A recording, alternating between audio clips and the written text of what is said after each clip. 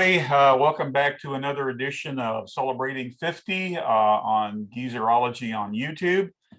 Today, my esteemed colleague Scott is coming to you from the Sunshine State, where he's going to be talking about the debut album from Velvet Underground frontman Lou Reed that was released in April of 1972. So, Scotty, take it away.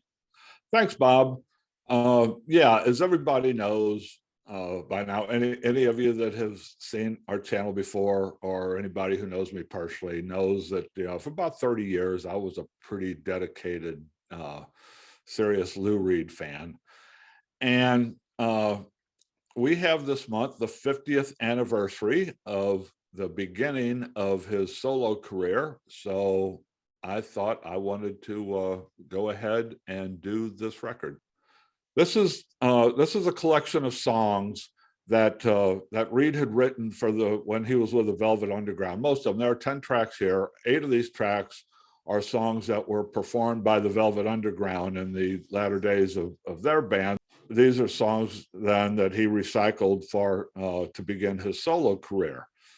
I'll say right up front that this album really is going to be of interest only to people who are diehard Lou Reed fans. Somebody who is more interested in who is interested in historical landmark events in the history of rock music. If you're just looking for a Lou Reed album to listen to and enjoy and get into Lou Reed, this one is not for you. This album, frankly, when it came out and is still thought of as basically a failure, and it almost killed Lou Reed's career before it even got started, his solo career. What happened? The Velvet Underground disbanded. At least Lou Reed left the Velvet Underground in 1970 after they recorded Loaded, and they were doing a residency at Max's Kansas City with Doug Yule and Billy Yule, and it was just, the band was just disintegrated at this point. They never could sell any albums. They weren't making any headway in his career, and Lou was in his late 20s. He was like 28 years old, and he said enough. He's got to go figure out a way to make a living, right? When he's coming up on 28 years old, he stopped. He went back to live with his parents out in Long Island in New York. Took a job as a clerk in his father's accounting firm, and just sat around figuring, what am I going to do? In the meantime, along about mid-1971, there's this power couple in New York in the rock journalism circles by the name of Richard Robinson and his wife, Lisa Robinson. They were pretty influential rock journalists of the time, especially Lisa. And they befriended Reed, and Reed started hanging out with them, socializing with them and things like that. And Richard Robinson got a job writing for a magazine in London, and he started dabbling and doing some production work.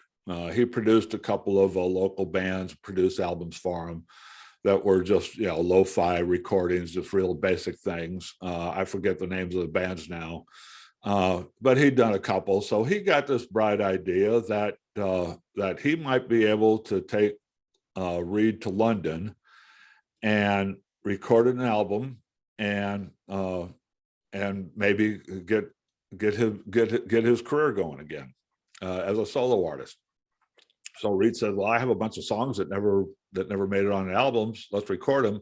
So they went to London. I don't know particularly why they went to London, why they didn't just do this in New York, but they did. They went to London. They got a contract with RCA Records and went to London and recorded these songs in December 1971 and January 1972. Here's where things went wrong. Robinson pulled together a bunch of session musicians. Nobody that had any ties to Lou Reed. Nobody really had ties to anything. There were just, some professional musicians around. Most famously, 2 of these session musicians were Rick Wakeman and Steve Howe of Yes. Got a couple of female singers, backup singers, and put them in a studio to record this album. And the problem here is that Robinson decided to make a kind of a follow-up to Loaded with some of these leftover songs, put them in a studio with a bunch of these musicians that weren't compatible with Lou Reed or the music he was writing. They're just kind of a ragtag motley crew, bunch of musicians.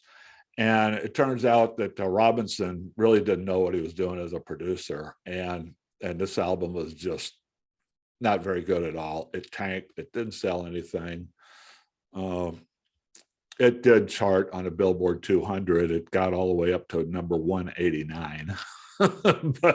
but essentially because Lou Reed did have a little bit of a name because of his days at the Velvet Underground. This was before the Velvet Underground became capital T, capital V, capital U, the Velvet Underground. It didn't really happen that they started getting mainstream success until later, but we'll get into that later.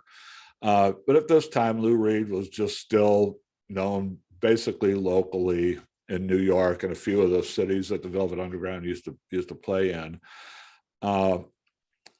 But for some reason, they had some success getting through to an audience in London, in the UK.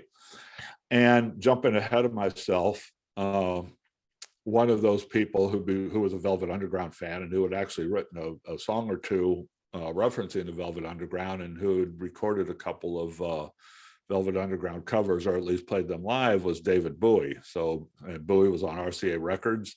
Bowie went to RCA Records after he found out that Reed was signed to RCA Records, and then after this album tanked, and Bowie went to RCA and said, and this was after he had his big breakthrough with Ziggy Stardust, and he went to RCA Records and said, "I'd like to produce Lou Reed, and let's see what I can do with him." And RCA Records gave him a go-ahead. We're jumping ahead. That happened in November '72. That turned into Transformer, and that's when everything turned around. But anyway, let's back to this album. 8 of these tracks are just throwaway Velvet Underground songs that did, at this time, when this album came out, this is the first time that the public heard any of these songs. And then a few years later, in 1974, after Reed's career started taking off with Transformer, Mercury Records had a couple of tapes of some Velvet Underground live shows, and they released these tapes in 1974 in an album called 1969 Live, and a couple of these songs that are on this Lou Reed debut turned up on this live album in live versions. A few more of these tracks in 1985. The Velvet Underground outtake albums VU and Another View were released, and a lot of these tunes did turn up on that. The versions that Velvet Underground recorded that never made it onto the albums. But at this time, when this album came out, this was the first time we heard any of these songs, and none of these songs are particularly. None of them are particular standouts. Obviously not, or else they would have made it onto a Velvet Underground album. They would have ended up on a cutting room floor, right? 2 of the songs, a song called Going Down and a song called Berlin, were new songs that Reed had written for this album. Going Down is just, 2-minute or 3-minute throwaway tune, nothing especially special about it. Berlin, actually, he reworked a couple of 3 years later to use as the overture of his concept album Berlin in 1974. But none of these things are very good. The band isn't very good. It's just all pedestrian arrangements. There are 2 female singers on here that are really just a disaster. They just they're not that they're bad singers; they're good singers, but they just these female singers, they're really high in the mix, and it just doesn't work with these songs. It's just bad. And Robertson And Richard Robertson wasn't a very good producer. The production is just horrible on this.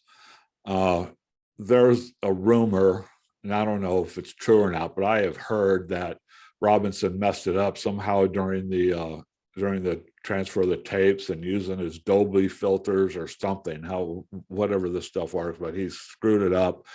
And and the production is just really flat. There's no real dynamic range or anything like that. It's just it basically sounds like this album sounds like something that might have turned up as a bonus material on a reissue of some album as demo tracks. This basically sounds like an album full of demo tracks. It just weren't recorded very well.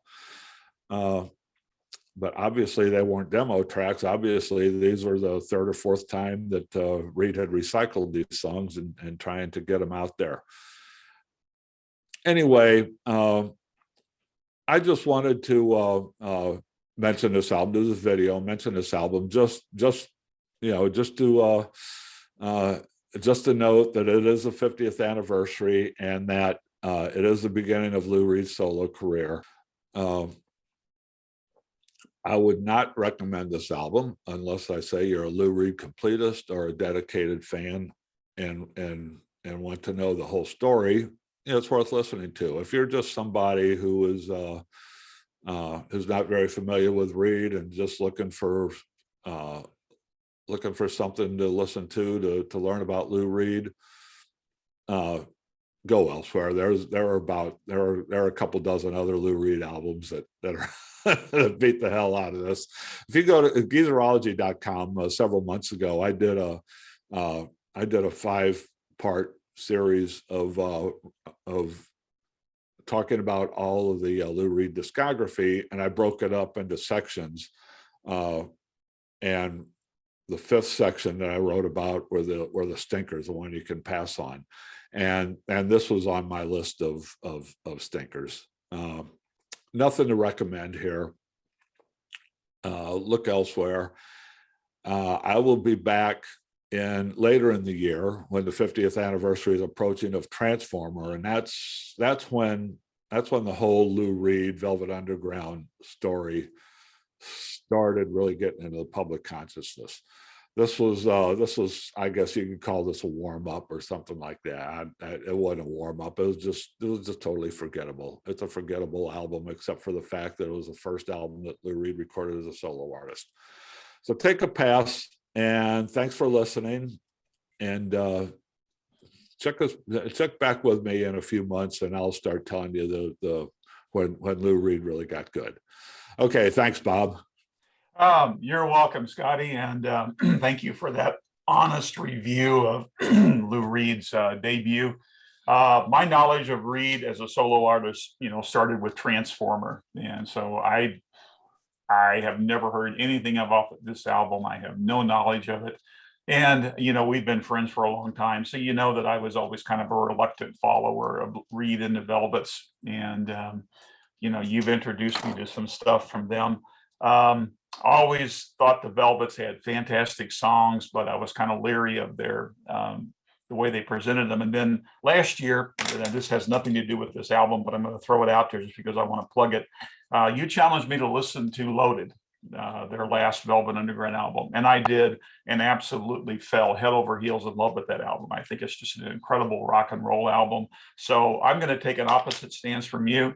You're telling them not to listen to this Lou Reed album, but I will tell them listen to Loaded. I think it's a great album, so I wanted to plug that. Okay. Well, this you can kind of see. I think I mentioned it during my review that it seems to me like the idea, at least that Robinson had, and probably Reed, they're both credited as co-producers actually, but I believe that Robinson was the real producer here. And I get the feeling that, like I say, that this was an attempt to basically redo Loaded. I mean, it's the same approach to the music. They're just straight, basic rock and roll songs, which Loaded was, and the whole idea of Loaded was the title of the album came from. They were trying to make an album loaded with hits, right? And that kind of sounds like what this is. I mean, there are no out there Lou Reed songs here. They're all just pretty standard, basic rock and roll songs that just they weren't really developed. They just went in and recorded them. There was no there was no work on them. They weren't finished. It's like they just went in, recorded it, put it in a can, and kind of screwed it up, said, "Oh, to hell with it. Let's just put it out in the market. Forget about this." So let me ask you. But I think they went into this with the idea that they wanted to follow up Loaded. Right. Okay. Well, let me ask you this. Loaded is a pretty at its heart, it's a pretty basic rock and roll album. Right. But what really, really saves Loaded is there was fantastic songwriting on the album, in my opinion. Okay. Right. So does the songwriting on Lou Reed's debut hold up to the quality of the lyrics on Loaded? Well, obviously not, because a lot of these were songs that they recorded for Loaded, but they didn't make the cut. Okay. So that in itself tells you that it's second-rate material. I mean, there are a couple of good songs on here. There are two songs that I do like. I like Lisa Says, which is a song that did later appear on the 1969 live album. And that's on side one. And on side two, the song Wild Child might be my favorite song on this album. And it's just a nice straight rock, Lou Reed rock and roll song. It's a pretty good song, but again, it's a song that Wild Child is a song that they never did record it. It never has surfaced on outtakes or anything like that.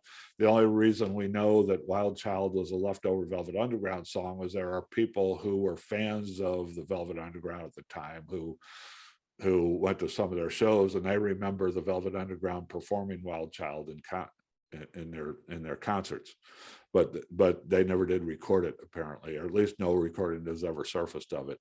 But that's the point. I mean, they're all leftovers that didn't make the cut. So that's like all these now what we're getting into all these 50th anniversary editions where we're getting alternate takes and outtakes and things like that, and that's kind of what this is.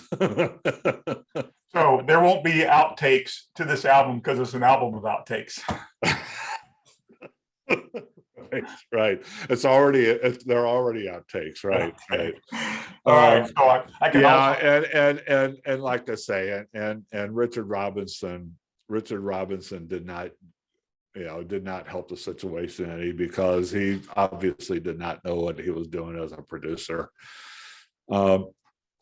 Strangely enough, Reed went back to Robinson about would have been 1977, about 5 years later, with Reed's album Street Hassle, where he brought in Robinson to help him record that album. And I don't know the whole story there. I don't know why that happened, if it was just giving him something to do, but actually Street Hassle, the other album that Richard Robinson is listed as a co-producer on, was a very good Lou Reed album. But I think that was because the roles were reversed, where Robinson was basically just there as an assistant to Reed when that album was done. But anyway, that's if I keep going, I'm just gonna keep saying negative things. So all right. Sounds like a good exit line to say goodbye on this one. So, Scott, thank you very much for your illuminating comments. Thank you very much for listening to us. We have a whole series of videos under the Geezerology name on YouTube. We've got this Celebrating 50 series where we take a look back at half-century-old albums. We're also doing a Celebrating 40 thing too. We've got another series we call New Music from Old Friends, where we look at new releases from classic artists. We have a roundtable thing where our friend Dan joins us, and the three of us, dissect classic albums and other works. So anyway, check us out on YouTube. We also have a written blog at geezerology.com. And please check that out too. And thank you very much for your time and attention. And until next time, farewell. Thanks, everybody.